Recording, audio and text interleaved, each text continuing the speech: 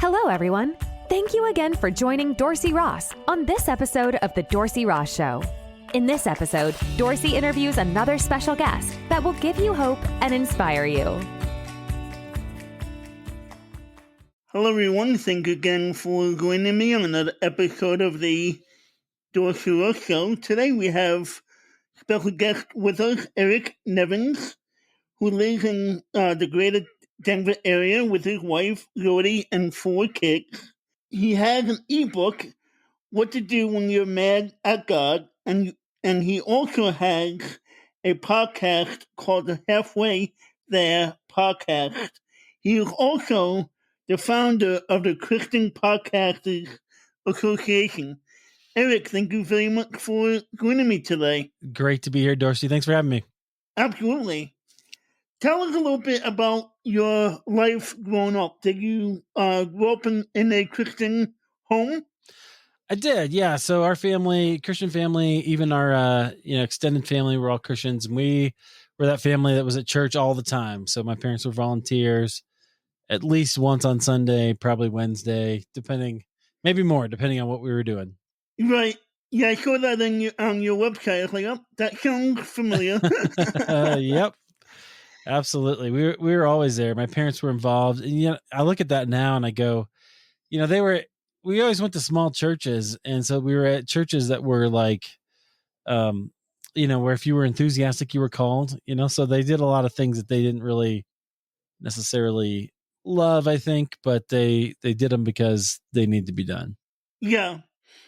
What made you decide to give your life to Christ? Yeah, I think as a young child, I had given my life to Christ in sort of a typical way, just my parents leading me to Christ.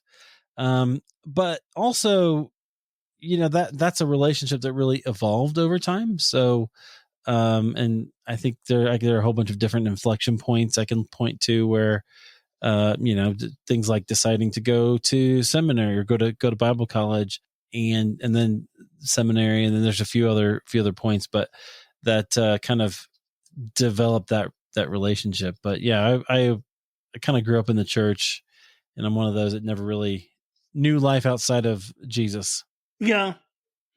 What made you decide to go to seminary? Were you thinking about becoming a pastor, or did you have something else in mind?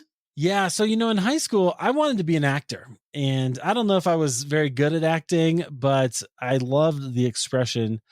But then I just decided, based on some counsel, that maybe that wasn't probably the life for me. But I wanted to do something that was meaningful, and so I decided to be a pastor. I had a friend who wanted to be a pastor, and I said, okay, I want to do that. And so I went to Bible College at Trinity International University, got my BA in, BA, Bachelor of Arts in Biblical Studies.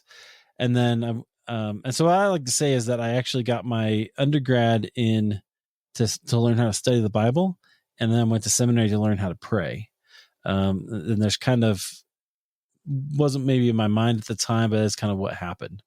Now, are you a pastor now, or did you ever pursue that career or pursue that calling? Yeah, funny enough, I never did. So when I graduated in 2009, right at the kind of in the middle of the downturn.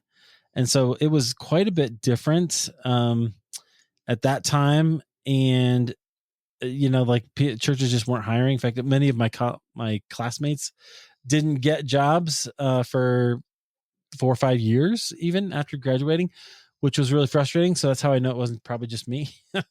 But I kind of ended up on a different path. I started out wanting to be a pastor and searching for that. Today, I'm really glad.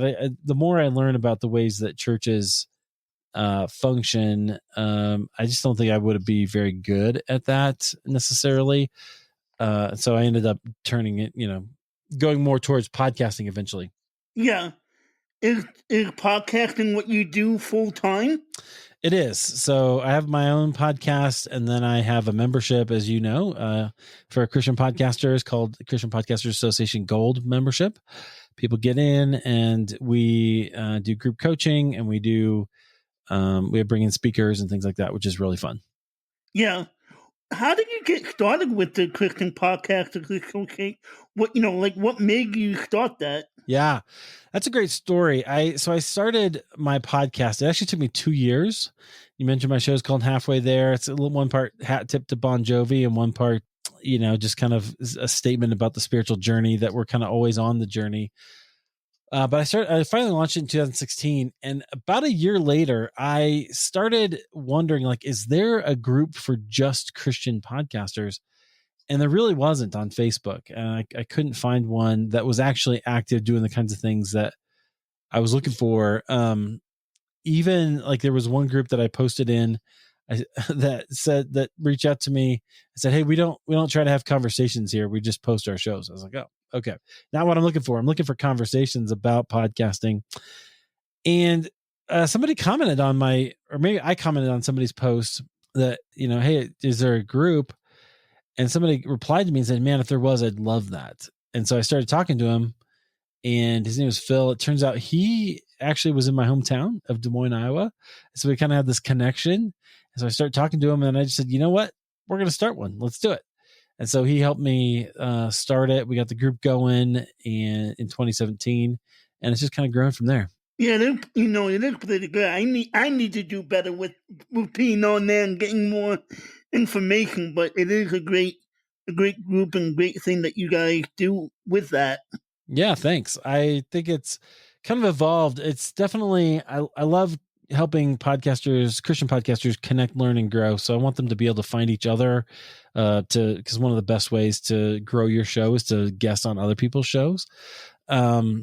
You can also, so I want them to connect, but also then just to learn from each other. And so what I love about the group is I don't have to be the smartest guy there. I'm just the guy bringing everybody together, and other people know things that I just couldn't know or don't want to know. Like we had somebody asked a technical question the other day. I was like, boy, I don't know, but I hope somebody can answer it for you. And then, and then grow. And my passion ever since Bible school is really the helping people learn how to grow in Christ. And I'm convinced that podcasting is one of the key formative things, at least it was for me, in finding my own voice and getting to where, I think God wanted me to be. How did you get started in podcasting? Did you have, like God speak to you or the Holy Spirit speak to you and say, "Hey, this is what I have for you next"? Or did you just step out in faith and say, "Hey, I'm going to see, where this goes," type of thing? Yeah, that's such a great question.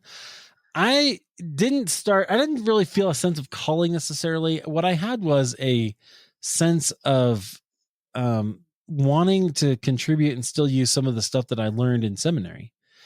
Because like I said, I was kind of working in the financial industry and not using that pastoral work or knowledge that I had. And at the same time, I was really concerned about people who were going through some parts of the spiritual journey that honestly, they're difficult, they're hard, they're rocky. And people don't get. A lot of people, it can be messy. And so I wanted to start a show that would contribute to that spiritual growth conversation, and that would also tell stories, not just tell people what to do or think or feel. I feel like I was really bad at that. I'm not a great preacher because I don't want to tell you what to think. But when I started thinking about if I can tell you, start a conversation with you, man, I love that. And we can go back and forth. And I think something really holy and delightful can come out of it. Yeah. So how long have you been doing this now for? My show launched on June 6th, 2016. So that's 5 years. And I asked myself last year, how long am I going to do this show? And just kind of trying to see, like, gauge my interest. Like, how long do I want to do it? And the answer was 10 years. So I'm going to go another 4.5 years, and we'll see how that turns out. But that'll be 500 episodes of people's stories. We already have, I'm guessing it's over 10,000 years of people walking with the Lord, of experience of walking with the Lord that we get to share. And some people, I have some guests, like one of my guests was my grandma, and she just passed away in September. But I have that as a testimony to God's faithfulness in her life.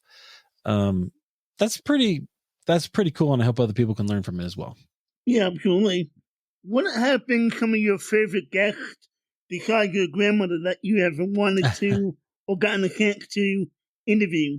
Yeah, well, I had you on recently, so that was cool. That was awesome. Yeah, you're up Thank there. you for the plug. I got some great feedback about your episode. Somebody wrote me and said that it really touched them. They enjoyed hearing that. I have a lot of great guests, which is kind of fun. I don't know, like some of the ones that I point to a lot. There's a guy named Dan Rudman. Early on, like my first year, I talked to this guy, and here's what I loved about it.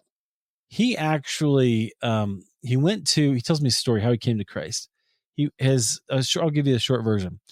He was in college. He went to his RA was showing a Josh McDowell film and about relationships. And he was kind of interested in it. He was kind of in and out. And then Josh McDowell challenges the people watching it to read the Gospel of John. And so he's like, okay, I'm going to do that. He gets a Bible and he can't find the Gospel of John, but he finds the letters of John in the back and he reads them. And he has this sense that he's really kind of on the side of darkness, not on the side of light. And so he eventually ends up praying, giving his life to Christ. It took a few weeks for that to happen.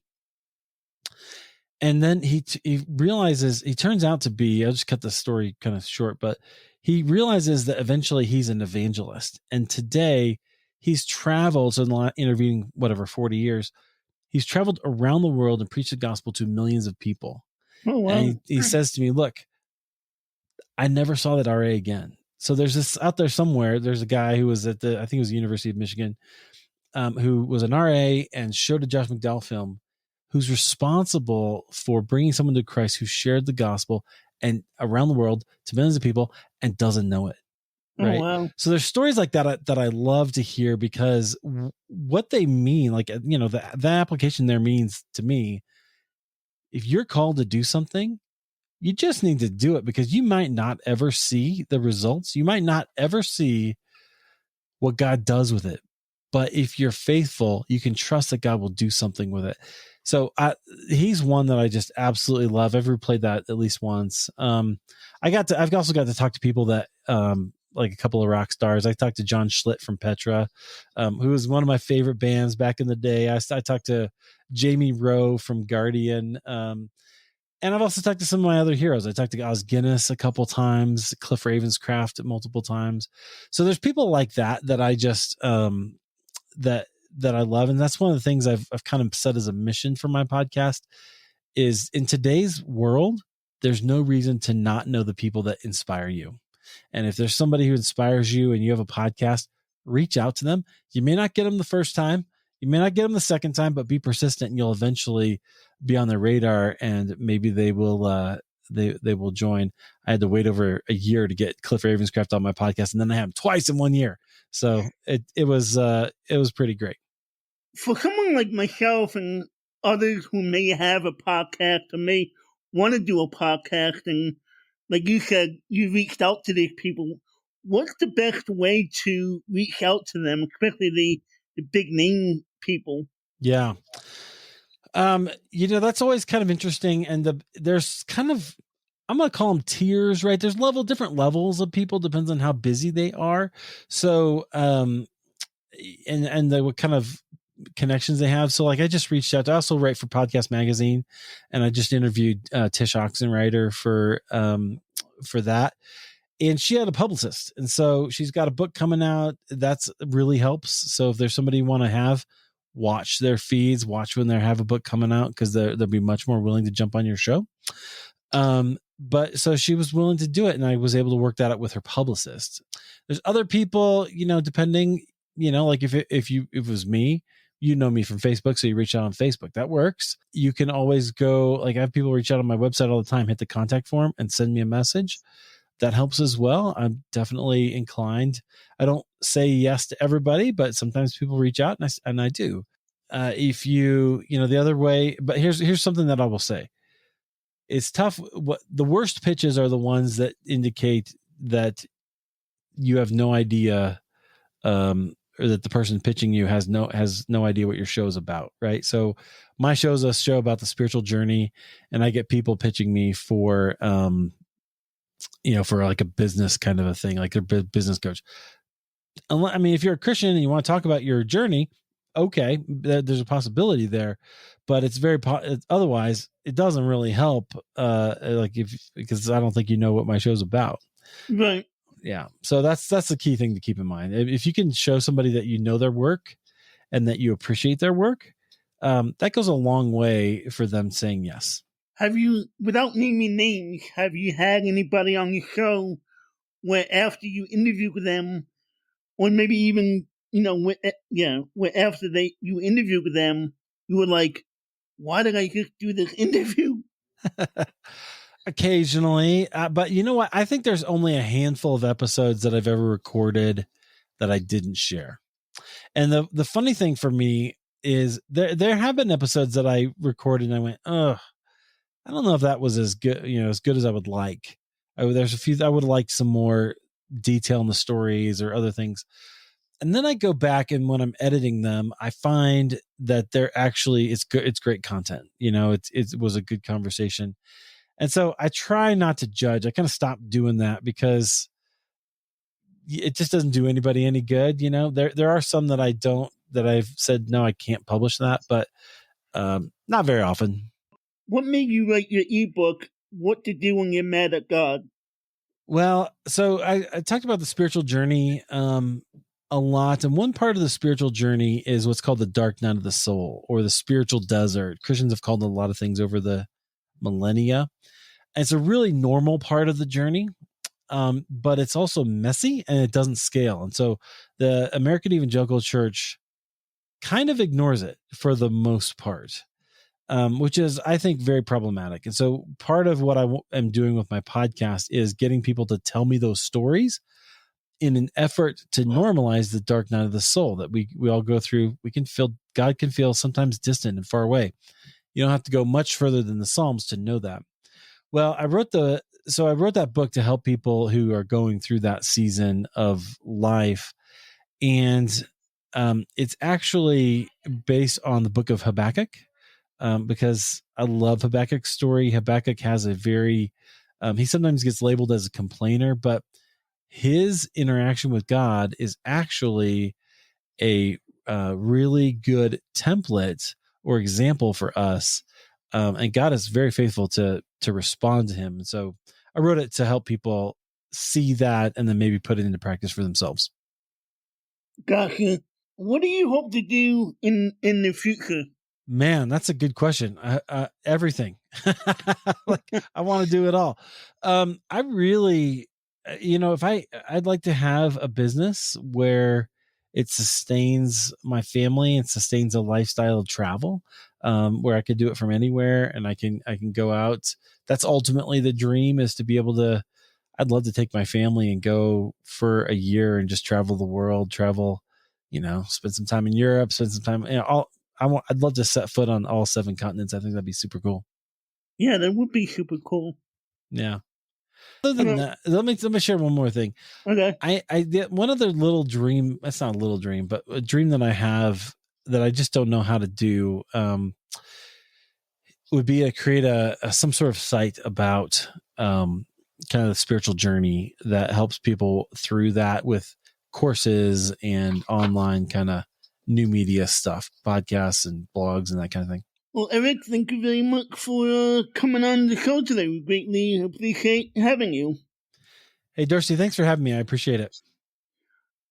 Well, guys, thank you again for coming on and listening. I hope this was encouragement to you and hope you got something out of it. And please like, share, and until next time, have a great day. God bless. Thank you again for joining Dorsey Ross on this episode of The Dorsey Ross Show. Please like, share, and tell others about the show. Also, please check out the other podcast episodes. And if you would like, donate to this podcast and buy Dorsey a coffee.